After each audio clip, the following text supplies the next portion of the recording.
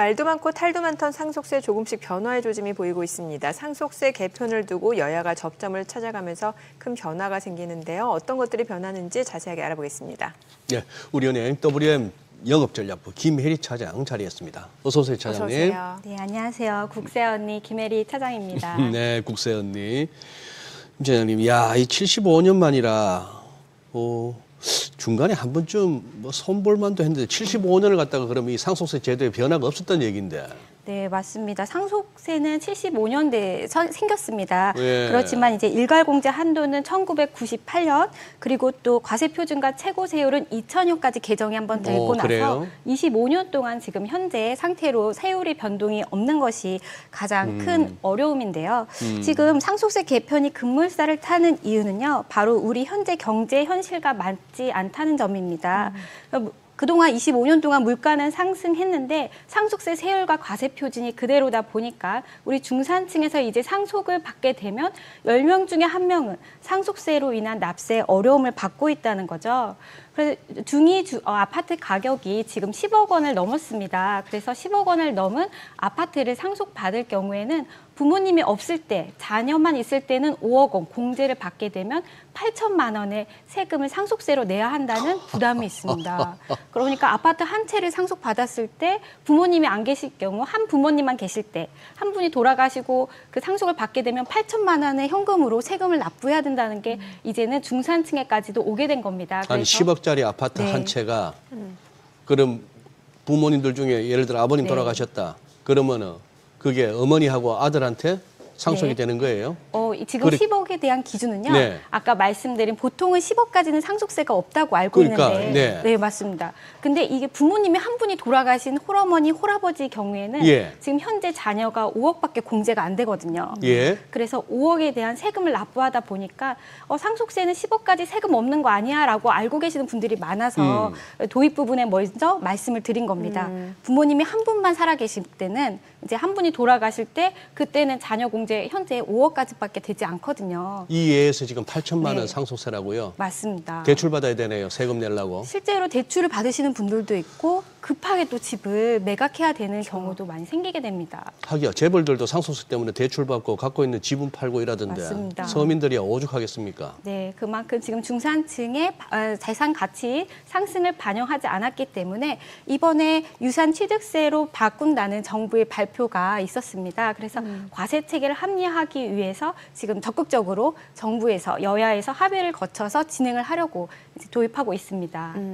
지금 말씀 주신 게 이제 상속세 부과 방식 자체가 유산세가 아니라 유산 취득세 이러면은 그 누진세율도 굉장히 완화된다라는 거잖아요. 네, 맞습니다. 이게 유산세와 유산 취득세의 구분이 예. 상당히 큽니다. 이름은 좀 유사한데요. 네. 이게 어떤 차이가 있냐면 그동안에는 돌아가신 분의 재산 전체를 계산을 해서 각자 납부를 상속인들이 나눠서 했습니다.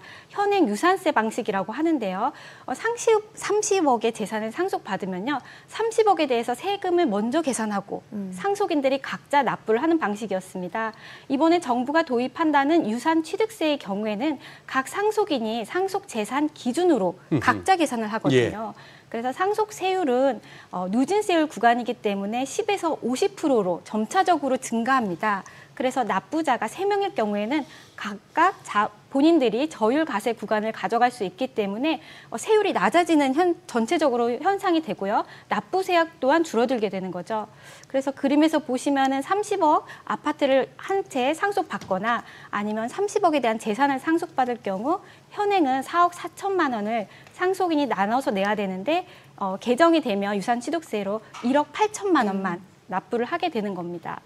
조금 더 말씀을 드리면요. 네. 배우자의 경우에 이제 배우자 상속세를 없애야 된다. 이런 논의도 활발했거든요. 그게 어떤 말이냐면 지금 유산 취득세의 경우에는 배우자가 10억을 상속받을 때 본인의 지분만큼 법정 지분만큼 내 상속을 받게 되면요. 전액 비과세를 내줍니다. 그래서 배우자가 받는 10억에 대해서 배우자는 납부할 세액이 없고요. 유산 취득세로 갈 경우에는 자녀가 받은 10억에 대해서 자녀 각각 9천만 원씩 세금을 내는 것이죠. 이 배우자 상속세를 없애야 된다는 취지는요. 배우자는 평생 동일하게 같이 경제적 활동을 안 하더라도 네. 같이 지원을 해주거나 아니면 경제적 활동을 하면서 동일하게 일군 동일 세대라고 보는 겁니다. 그래서 상속의 경우에는 부가 이전될 때 이 세금을 부과해야 되는데 동일 세대선에서 움직이는 것도 그동안 계속 과세를 그렇죠. 하고 있었거든요. 그래서 그 부분을 폐지해야 된다는 논의가 한참 진행 중에 있습니다. 네. 그래서 지금 보면은 유산 취득세로 받는 방식에서 조금 아쉬운 것은 배우자 상속세도 폐지되는 점이 네. 좀 더 활발하게 됐으면 좋겠다라는 생각이 들었었는데 그 전부 다 배우자 공제가 다 사라져서 배우자 공제를 다 해주는 게 아니라 전액 공제가 아니라 배우자 같은 경우에는 본인이 상속받은 재산에서 현행 법정 지분율까지만 네. 공제를 해줍니다. 그래서 법정 지분율을 넘어서 받는 부분에 대해서는 배우자 공제가 안 되고요. 두 번째로는 배우자 총 한도가 있습니다. 네. 30억까지는 한도인데 이 30억을 폐지하자라는 기준이 있었고요. 두 번째는 법정 지분율을 초과하는 부분에 대해서는 배우자가 가져가는 것은 전액 공제를 해주자.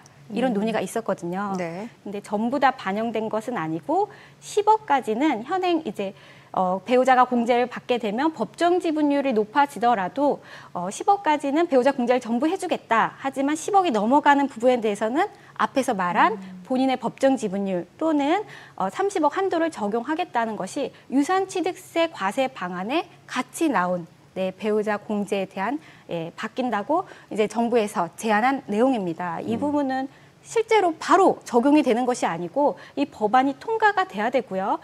실제로 법안이 통과된다고 하더라도 28년부터 시행이 되는 거예요. 그러면 28년 그때 시행된다고 했을 때부터 사망하시는 분들만 적용이 될 수 있는 거죠.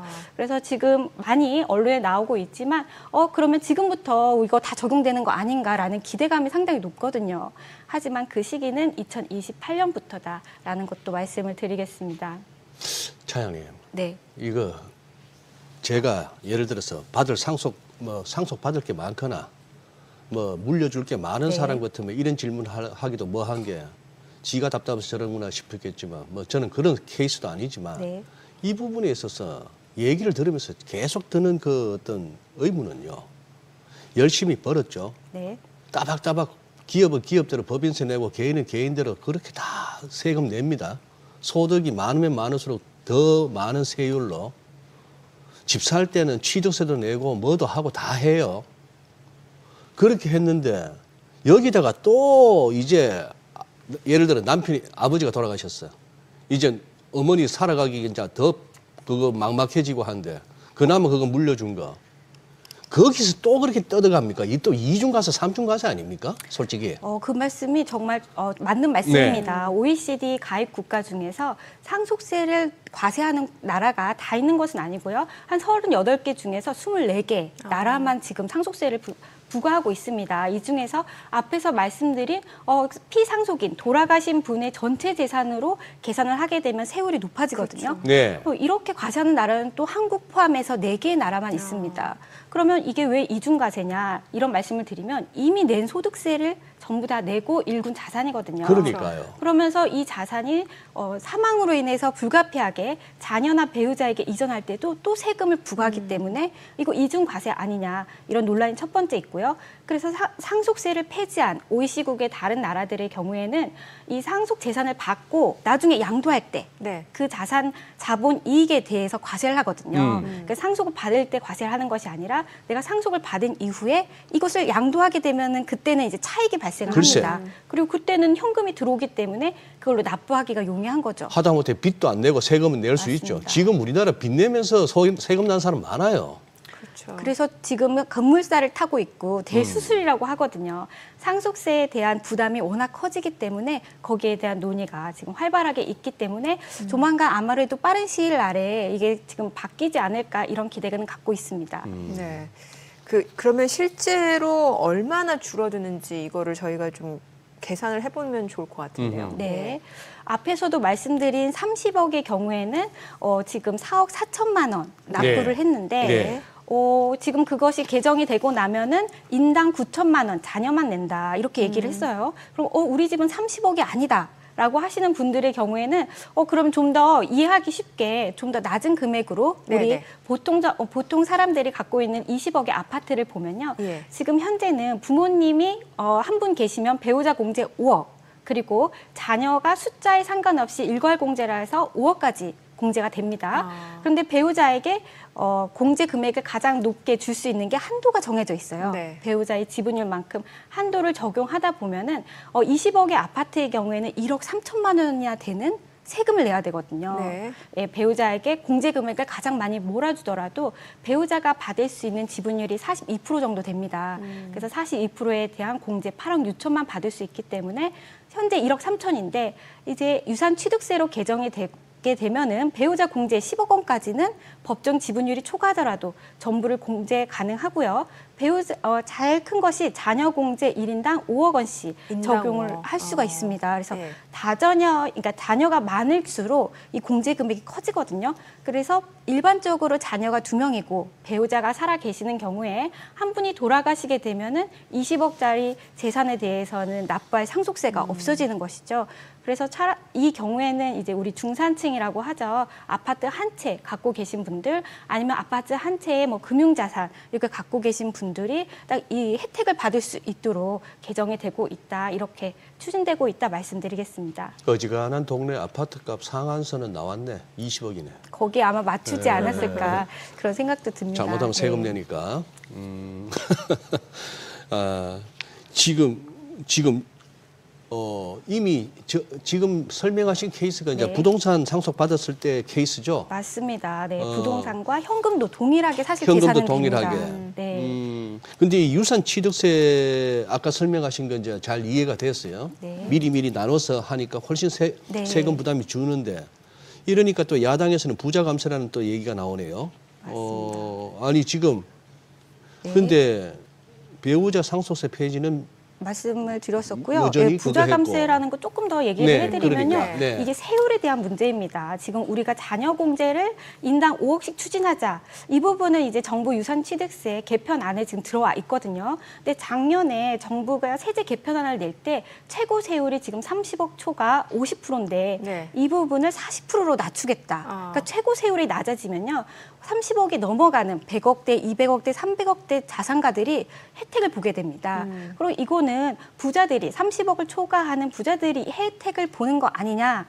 그래서 이제 세율에 대한 정부 발의가 지금 여야가 합치가 안 되고 있고요. 또 하나는 그 주식에 대해서 할증 과세를 하고 있습니다. 주식을 최대 주주가 받을 경우에는 그 주식 평가가액의 20%를 할증해서 세율 면에서는 10%또 가산이 되거든요. 이것들은 다 모두 그 부자들을 위한 세금인데 그 부자들을 감세하는 것에 대해서 여와 야가 지금 합치가 안 되고 있는 상황입니다.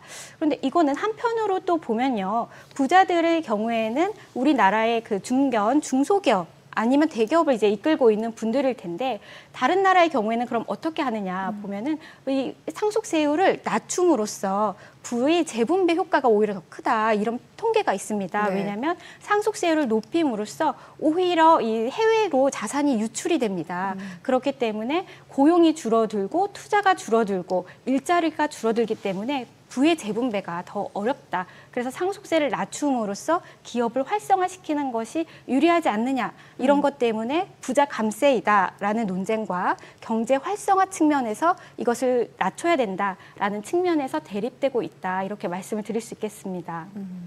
저는 또 하나 궁금한 게 이제 앞서 저희가 20억 원도 예를 들었고 30억 네. 원도 예를 들었는데 보통은 대부분 이제 우리나라가 그 부동산 자산이 많잖아요. 네, 그러면 맞습니다. 이제 뭐 아파트나 주택 네. 이런 거를 이제 상속받게 됐을 때 이게 상속세 낼 돈이 없으면은 뭐 네. 연부연납 신청할 수도 있겠습니다만 맞습니다. 또 팔아가지고 갈 수도 있잖아요. 그럼 이때 네. 팔게 되면 또 뭐 양도세라든지 네. 이게 또 비과세 뭐 네. 여부도 다 달라진다면서요. 맞습니다. 예. 네, 주택을 상속받게 되면요, 이 상속받는 상속인한테도 취득세를 내야 되고요. 네. 또 이 상속받은 물건을 팔아서 세금을 내려고 하더라도 이 양도소득세에 문제가 있습니다. 취득세도 내야 그렇죠. 되고. 네, 처음에 상속받았을 때 상속에 따른 취득세, 그럼 상속세 문제가 따로, 있고. 취득세 따로. 맞습니다. 그래서 지금 상속세인 경우에는 국세고요. 취득세인 경우에는 지방자치단체가 내는 예. 취득세예요. 그래서 취득세의 경우에는 상속으로 받을 때 무주택자가 취득세를 낼 경우에는 본인이 주택이 없는데 주택 한 채를 상속받아요. 이 경우에는 0.96% 저율이지만 유주택자가 주택을 상속받을 때는 3.16%까지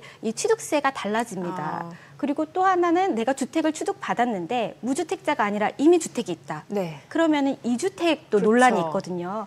그래서 상속의 경우에는 내가 이미 집이 있는데 어쩔 수 없이 상속을 받은 경우 기존 집을 팔 때 1세대 1주택 비과세 혜택을 주고 있습니다. 기존 집을. 네, 맞습니다. 이 경우에는 상속주택을 팔 때는 세금을 내야 되는 또 문제가 있거든요. 그래서 말씀대로 양도소득세, 취득세, 그리고 보유하게 되면은 종합부동산세에도 주택수에 포함이 될 수 있는데 상속주택의 경우에는 5년간 예. 종합부동산세에서 1주택자가 상속으로 인해서 주택수가 늘어나면 2주택이 아니라 1주택으로 특례를 적용하는 규정이 또 있습니다.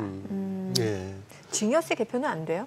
사실 증여세도 할 얘기가 너무 많은데 예. 왜냐하면 증여세 공제가 너무 낮거든요. 그렇죠. 지금 10년간 5천만 원 그리고 배우자 간에 6억. 예. 이것이 다 상속과 연결이 됩니다. 왜냐하면 증여세 공제가 낮기 때문에 네. 사전에 생전에 증여를 못해요.